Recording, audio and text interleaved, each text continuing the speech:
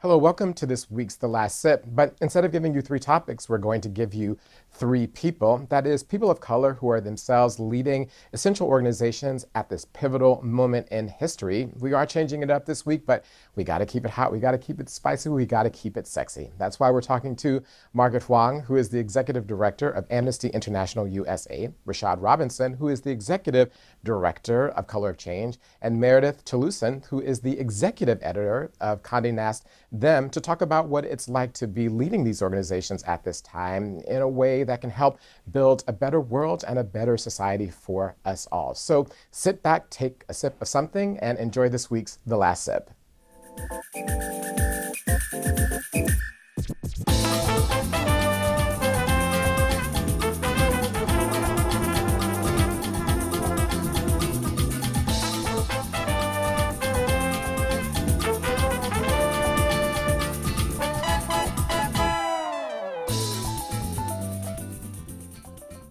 Hello and welcome to The Last Sip this week, where we continue to be out of studio on the road talking to people of color who are leading important social change organizations at this pivotal moment in social change history in the United States. And this week we are in New York at the offices of Amnesty International to talk to the executive director of Amnesty International USA, Margaret Huang.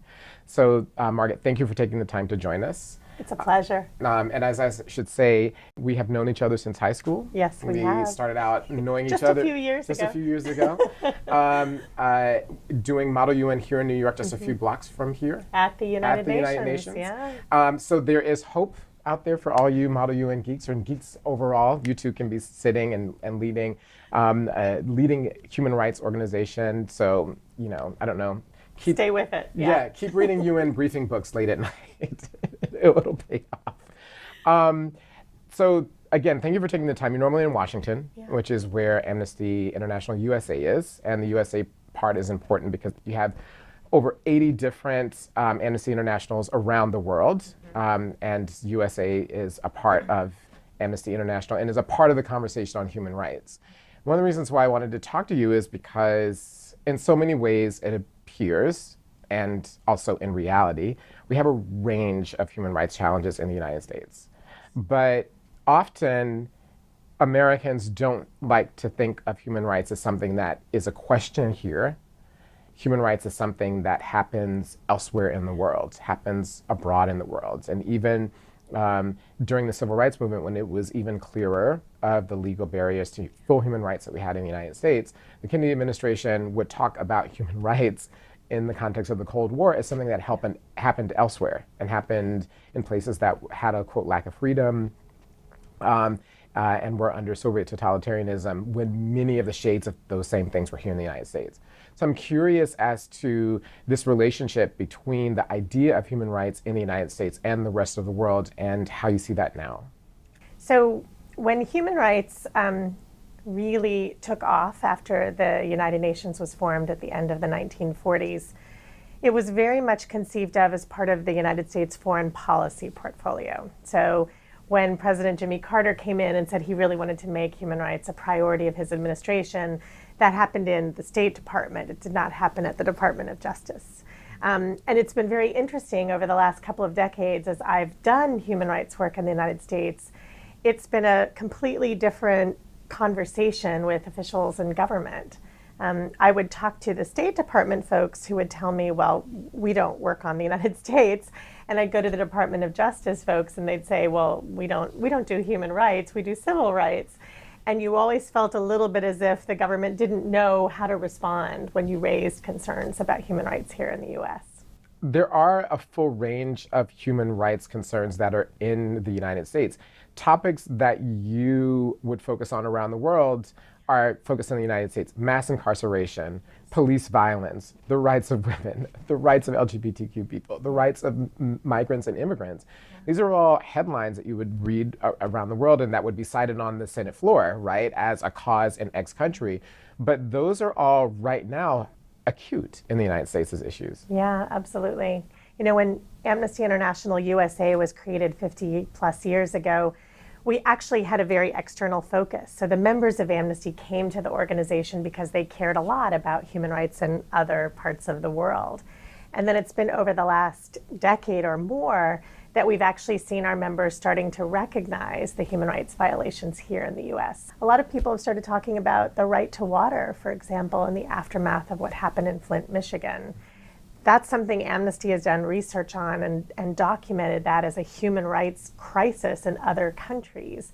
We haven't done it yet in the United States, and I'm really hoping we're going to get there. I remember seeing you in Ferguson, seeing other Amnesty people in Ferguson, and that's when I thought, oh, there's something different that's not only happening in this organization, but there's something different that's happening in the United States. Absolutely. So Amnesty International has observed elections, has observed protests, has observed the kinds of interactions between activists and police all over the world. We had never done that in the United States before.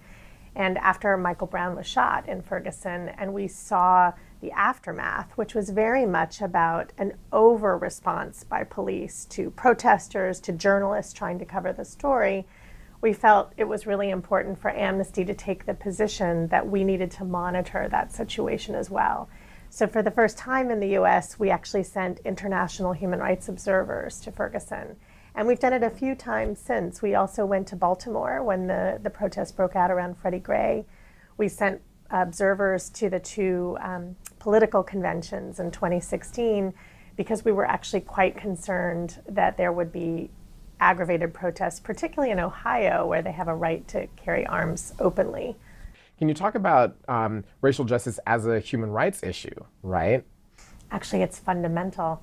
One of the very first human rights treaties that was ever adopted after the Universal Declaration took effect was actually the treaty to prevent all forms of racial discrimination. And it's because governments around the world recognized that, in fact, no country was doing the right thing by racial minorities or racial groups within various countries. I'm wondering the degree to which sort of your own experience as someone who grew up in this country, not in the majority, in the South, right? Yeah. How that experience is something that you brought to your job and the way in which you think it makes you different than someone else who would have held it. I grew up in East Tennessee in a very small town. I was one of very few Asians or African Americans or Latinos in my school. And I absolutely had the experience of othering growing up. So the ability to identify how people get othered and how to challenge that as part of our human rights work is key to our being able to be successful. And I think for many people of color, that's why we come to this work. It's one of the things that happens that allows certain people to say certain people don't deserve human rights. Absolutely. Right? That's where the division comes in. Yeah. You're different, so you don't deserve this. Yeah, and we've seen it across history. People have talked about who deserves it, who's good enough to have it, who has a historical claim to it, and all of that contributes to the sense that many people have where they're questioning whether or not, am I entitled to the same rights as everyone else? And the answer is always yes. Well, thank you for taking the time to talk to us. Your time is limited. There's so many problems that you have to spend your time on, but thank you for taking the time to sit down. It was really wonderful. Great conversation. And just congratulations to you and everything that you're doing at Amnesty and that Amnesty is continuing to do in the United States and around the world to support human rights. Thank you. Appreciate it. Thank you. And that concludes this conversation. On to the next one. We are here to continue our conversations with leaders of color of pivotal organizations. Right now, we are talking to the Executive Director of Color of Change, Rashad Robinson. We are actually at their offices in an anonymous location in New York City. Of course, Color of Change is a digital civil rights organization of nearly 1 million people who are organized and organize themselves into a broad array of campaigns to apply power to affect change and structural change. And so we're thrilled to be here to talk to you in our secret bat location. It's great to be here, and congratulations on the show. Thank you so much. So one of the reasons why we can't actually disclose where we are or even show B-roll of where we are leads into the first question that I want to ask you, which is, where from the perspective of Color of Change, given sort of the breadth of your activities, offices all across the country, an array of campaigns, where are we on civil rights in the United States? So I think we're in this place where people are having a lot of conversations. Every single day we're hit with all sorts of information about civil rights and racial justice. You know, we see Black Twitter, we see conversations happening at kitchen tables, but we can't mistake presence, visibility, or even awareness for power. And we say that a lot at Color of Change. And oftentimes, just because there's big conversations, just because we have a pop star that can stop the internet when she announces she's pregnant or shuts down a major concert, just because we have a Black first family or had a Black first family in the White House, doesn't mean that that actually changes the rules.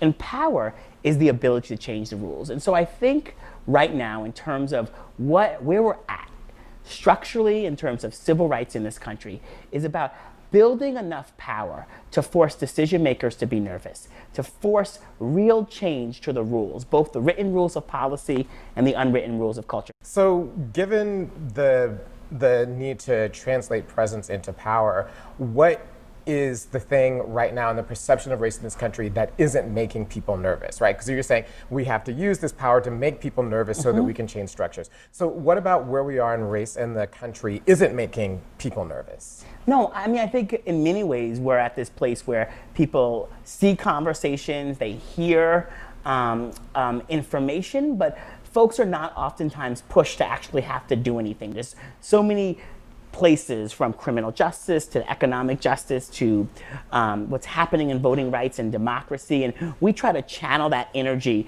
into real change, and then we try to find the most strategic ways for people to take action. So we think about what's the right lever, what's the right pivot point, where if we direct that energy, we can force actual change, and what are the right strategies? Far too often people see inequality, poverty, racism as unfortunate, almost like a car accident. What we have to be better at doing, and what oftentimes traditional organizations that take a lot of money from corporations, the mainstream Democratic Party, many of those institutions are unable to actually name the opponents, to name those folks that are manufacturing inequality and poverty, the big corporations, political leaders, because they're all tied together. So let's start naming names, Yeah. right? So it's a couple of buckets, right? Okay. So like there's like the deep right-wing infrastructure, from the Heritage Foundation to the Koch brothers to ALEC, that colludes with right-wing media structures like Fox News, right-wing radio. There's all of that infrastructure. Then there's the enablers. There are the mainstream corporations that if we allow them, they play see no evil, speak no evil, hear no evil, and they kind of keep their toe in both areas. There's an entire infrastructure that resists change around race and racism, right? Yeah. And that it works in cohort, and that at the center of that, again, is corporate money and power that's influencing, that's funding. If you look at the Koch brothers, right? Yeah. They're funding the organizations that you mentioned. They were big proponents of ALEC. They fund an entire right-wing media organization. They fund candidates. So there's an entire infrastructure at which corporate power and corporate money is present. And I think that most people don't think about the role that corporations play in race and racism in the United States. Yep. So, you know, one of the reasons why is when Color of Change was founded, we made a strategic decision not to accept any money from corporations or government.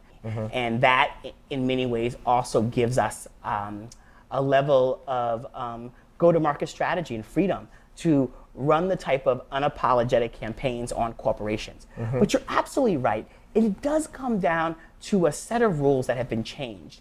Since 1980, income inequality has risen. So there was the last time that black and white wealth income was closing. And this is not a question about black people stopped working hard in 1980. Right. This is not a The rules question. changed. The rules changed. Yeah. What is the relationship you believe between digital activism in all its forms and direct action? I think that they go hand in hand. I think especially in today's time, how we reach people and get people to move. And increasingly, sometimes direct action tactics can happen through digital. There are all types of ways where we can apply strategic interventions that force institutions to do something they don't want to do.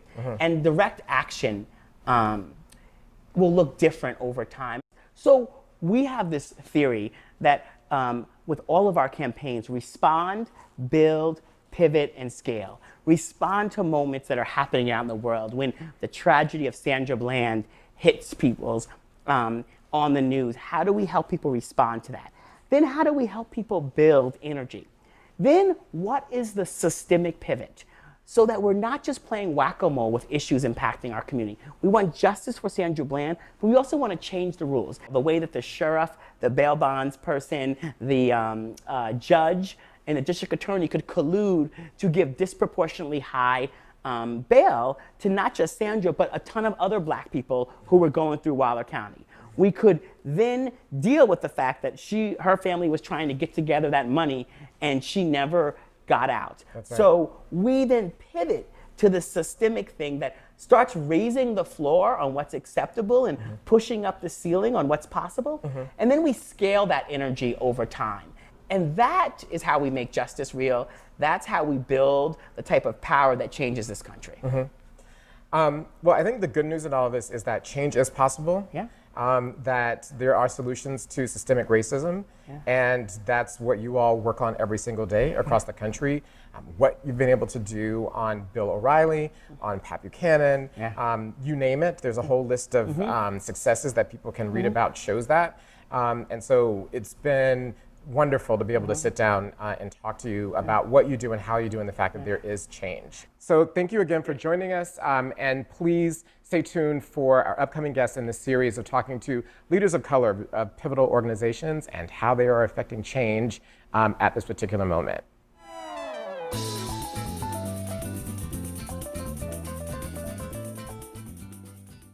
We are continuing our On the Road show last set this week, where we're talking to leaders of color of pivotal organizations at this essential time in history and of social change. This week, we are at Condé Nast Them to talk to Meredith Talusan, who is the editor of Them, about the power of images in social change, whether or not it be the image of Malcolm X at a window, Gloria Steinem burning her bra, or Marshall Johnson and Sylvia Rivera at Stonewall. Images are powerful in social change. And so we are excited to talk to Meredith about the intersection of fashion, beauty, and power at this moment in history. So thank you so much for joining us. I'm really glad to be here. One of the things that is very much an issue right now is the issues, are the issues misogyny and patriarchy. And one of the things that you have written about, and seems to be very much at the core of what Them does, is actually undermining essential notions of gender, of men and women, of the binary, as a way to push those boundaries. Can you talk about the intersection of the use of those images and at the same time we're in where issues of patriarchy and misogyny have come back in some ways that are undeniable? Yeah, I mean, I feel like so much of what Them does is that when we see images where people are behaving in gender typical ways, like whether men are being assertive and women are being passive, right? And one of the things that Them is really good at is trying to sort of break down a lot of those boundaries and say, look, like you don't have to behave in specific ways just because society expects you to, because of the ways that society perceives your gender. And I think that, I hope that that's a really empowering message, right? Just because I feel like gender oppresses not just women, right? Even though that's been kind of like historically important for us, it also limits a lot of the ways in which people who live through the world as male behave and view themselves and the way that society views them. One of the things that is also key to understand about Them is that it's formed within this period of social change. That is to say that at the moment of the ascension of Donald Trump, during the election of 2016, and since, Them has come into existence and has grown even as the political climate has changed. What is it like to run an organization that is essentially, in some ways, at odds with where the dominant culture is, but is finding a way to thrive in that? Well, I think part of it, there's a way in which, right, the election of Trump has actually allowed us to understand broiling issues, the difficulties that we've been having as a society for decades, and that now has this really extreme manifestation, right? All of these issues existed under Obama, whether it's, the detention of trans immigrants or the Black Lives Matter movement and police brutality, right? And so there's this way that, in a way, the fact that them came into existence during this period is also really exciting because it's a period in which all of these movements have been coalescing because they have, a really extreme force that they're fighting, right? Mm-hmm. And one of the ways in which you put forth this idea of breaking gender norms, gender binary, is actually through the presentation of radical queer images. Right, that it's not the human rights campaign model of we're just like your neighbor, we're just like everybody else, but we happen to do something else. I mean, one of the things that's very much at the core from the images that you have of a Luke or a Jamal Lewis, or the list goes on, is of radical queer images, trans images at this particular moment. And so why was that a deliberate choice? I happen to agree with the choice. I actually think that it's the way to go, but. And I mean, for me, one of the important aspects of that is that I don't think of radical images. It's like the images are radical from the perspective of mainstream America. Yeah, of course. But from our perspective, these are the images of our friends. These are the images of people that we support. And so one of the key differences between trying to sort of play this respectability politics game of saying, oh, we can only present queer people when they look like straight cis people, is for us, it's no, we want to change society, not change ourselves in order to fit society, right? And I think those images do play a really important role in trying to foster that specific idea. Even as you say, from the mainstream society, from the sort of general culture, they're radical. From our perspective, they aren't. Right. And the fact that them is thriving at this particular moment does say that there's actually something else that's going on in the culture, right? That what's happening at the top, or that's happening in the primary microphones, is not wholly reflective, or perhaps even not mostly reflective of something underneath. That's right. I mean, the fact of the matter is that, the United States is becoming more and more, and will only be more and more multiracial over time. Younger generations increasingly identify more and more as queer or not straight or not cisgender, right? For one thing. But also, I feel like the rest of the generation, even people who form the majority, are very much in tune with this idea that it's no longer status quo for them to sit on their privilege. It's no longer status quo for, white cisgender folks to just say, oh, well, I just live through the world and this is my default. It's not my responsibility. How, whatever other social justice ills there are in the world. One of the important things, I think, are the people that actually lead organizations, right? So as editor, you bring your life to this, and one of the ways and reasons that you have this perspective is that, as you said, you have gone through different iterations yourself in terms of starting out identifying as gay, and then identifying as a cis woman, and then moving much more broadly into sort of a queer space and queer identity. And so in some ways, the lens is actually informed by your life. Right. So I'm wondering what's the balance for you, or what's the thing that you've learned about your own journey that you want to make sure is communicated through the choices that you make as editor? Yeah, I mean, I feel like it's really funny because people ask me, things like, oh, how do you make editorial decisions? Or, do you think that your perspective biases the decisions that you're making? Well, of course it does. And it has, and it does for the entire media industry, right? Somehow when it's a white man who is an editor and makes these decisions, it's considered default. It's considered, oh, like they're just reflecting society. Well, thank you so much for taking the time to sit down with us and to give insight into what is just an on fire digital cross-platform community that is exciting, not only from a journalistic standpoint, but from a fashion, beauty, image standpoint. It's a thrill to be able to meet you and to sit down with you and to have us talk about what probably in many ways is the future of journalism, is what you're doing. So thank you so much. It's an absolute pleasure. Thank you. Thank you. Thanks for joining us.